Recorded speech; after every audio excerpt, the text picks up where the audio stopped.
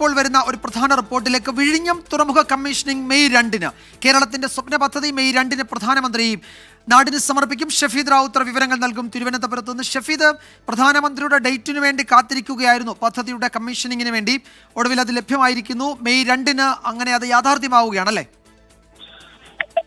വിജയകുമാർ, ഇതിനോടകം തന്നെ സംസ്ഥാനത്തെ സംബന്ധിച്ചിടത്തോളം സംസ്ഥാനത്തിന്റെ ഏറ്റവും പ്രധാന അല്ലെങ്കിൽ അഭിമാനകരമായിട്ടുള്ള ഒരു പദ്ധതിയായി മാറിയ വിഴിഞ്ഞം തുറമുഖ പദ്ധതി, അതിന്റെ കമ്മീഷനിങ് അത് മെയ് 2-ന് ഉണ്ടാകും എന്നുള്ള അറിയിപ്പ് സംസ്ഥാന സർക്കാരിന് ലഭിച്ചു എന്നുള്ളതാണ് നമുക്ക് നിലവിൽ ലഭിക്കുന്ന വിവരം. നേരത്തെ കഴിഞ്ഞ 3 മാസം മുൻപ് വിഴിഞ്ഞം കമ്മീഷനിങ്ങുമായി ബന്ധപ്പെട്ട ചില വിവരങ്ങളടക്കം കേന്ദ്ര സർക്കാരുമായി തേടിയെങ്കിലും പ്രധാനമന്ത്രിയുടെ സമയമായിരുന്നു തടസ്സമായി നിന്നത്. ഇപ്പോൾ അതടക്കമുള്ള കാര്യം മാറിയിരിക്കുന്നു. മെയ് 2-ന് പ്രധാനമന്ത്രി തുറമുഖം രാജ്യത്തിന് സമർപ്പിക്കും. ഇതിനോടകം തന്നെ ബ്രേക്ക് ത്രൂ, അതല്ലെങ്കിൽ ചരിത്രം, മറൈൻ ഭൂപടത്തിന്റെ ചരിത്രത്തിൽ തന്നെ ഏറ്റവും പ്രധാനപ്പെട്ട അടയാളപ്പെടുത്തലുകൾ നടത്തിയ വിഴിഞ്ഞം തുറമുഖം അത് ഔദ്യോഗികമായി കമ്മീഷനിങ് നടത്തുമ്പോൾ ഇതിനോടകം തന്നെ ഏതാണ്ട് 70% നിർമ്മാണ പ്രവർത്തനങ്ങൾ പൂർത്തിയായി എന്നുള്ളതാണ് നമുക്ക് മനസ്സിലാക്കാൻ കഴിയുന്ന കാര്യം. ഇതിന്റെ BGF അടക്കം കഴിഞ്ഞയാഴ്ച ഒപ്പിട്ടിരുന്നു. അതായത് ഇതിനോടകം തന്നെ എത്ര കമ്മീഷനിങ് അടക്കം എത്ര കണ്ടെയ്നറുകൾ അടക്കം കൈകാര്യം ചെയ്തു എന്നുള്ള ചരിത്രമാണ്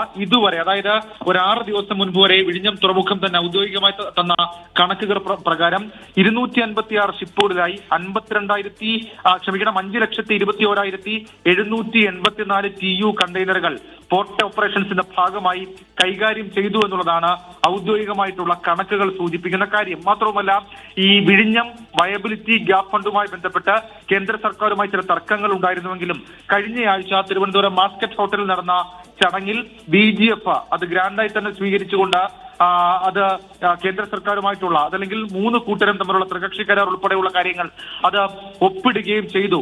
നമ്മൾ കഴിഞ്ഞ ആഴ്ച കണ്ടതാണ് വിഴിഞ്ഞം തുറമുഖത്തേക്ക് MSCയുടെ മെഡിറ്ററേനിയൻ ഷിപ്പിംഗ് കമ്പനിയുടെ ഏറ്റവും പ്രധാനപ്പെട്ട കപ്പലായ MSC തുർക്കി ഉൾപ്പെടെ വിഴിഞ്ഞത്തേക്കും വരുന്നത് നമ്മൾ കണ്ടതാണ്. അങ്ങനെ പലതരത്തിലുള്ള ചരിത്രം ഇതിനോടകം തന്നെ വിഴിഞ്ഞം അന്താരാഷ്ട്ര തുറമുഖം മറൈൻ ഭൂപടത്തിൽ രേഖപ്പെടുത്തി കഴിഞ്ഞു. കേരളത്തിന്റെ അഭിമാന പദ്ധതി, ഒരുപക്ഷെ കേരളത്തിന്റെ വരുംകാല വികസനത്തിന്റെ ഏറ്റവും ഒന്നാം പേരുകാരനായ പദ്ധതി അതാണ് വിഴിഞ്ഞം തുറമുഖ പദ്ധതി, അന്താരാഷ്ട്ര തുറമുഖ പദ്ധതി. അതിന്റെ കമ്മീഷനിങ് ഡേറ്റ് ഔദ്യോഗികമായി തന്നെ സംസ്ഥാന സർക്കാരിനെ അറിയിച്ചു എന്നുള്ളതും ഏറ്റവും പ്രധാനപ്പെട്ട കാര്യം.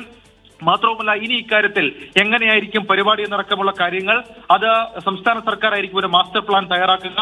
സുരക്ഷാ ക്രമീകരണം ഉൾപ്പെടെയുള്ള കാര്യങ്ങൾ അത് വിലയിരുത്തിക്കൊണ്ടായിരിക്കും അത് എങ്ങനെയായിരിക്കും ആ പരിപാടികൾ നടത്തുക എന്നുള്ള കാര്യത്തിൽ ഒരു തീരുമാനമെടുക്കുക. നിലവിൽ കേന്ദ്ര സർക്കാരുമായി ഉണ്ടായിരുന്ന എല്ലാ വിധത്തിലുള്ള തർക്കങ്ങളും പരിഹരിച്ചിരുന്നു. 817.80 കോടി രൂപയുടെ വയബിലിറ്റി ഗ്യാപ് ഫണ്ടാണ് അത് സ്വീകരിക്കുന്നതിനുള്ള കരാറാണ് കഴിഞ്ഞയാഴ്ച ഒപ്പിട്ടത്. ആ കരാറിനെ ചൊല്ലിയിട്ടുള്ള തർക്കം അതടക്കം കേന്ദ്ര സർക്കാരിന്റെ അതൃപ്തിയായി നിലനിൽക്കുന്നു. പക്ഷേ ആ കരാർ കേരളം സ്വീകരിച്ചവർ സകല അതൃപ്തികളും മാറി മെയ് 2 എന്നുള്ള ഒരു ഡേറ്റ് അത് പ്രധാനമന്ത്രി നൽകിക്കഴിഞ്ഞു.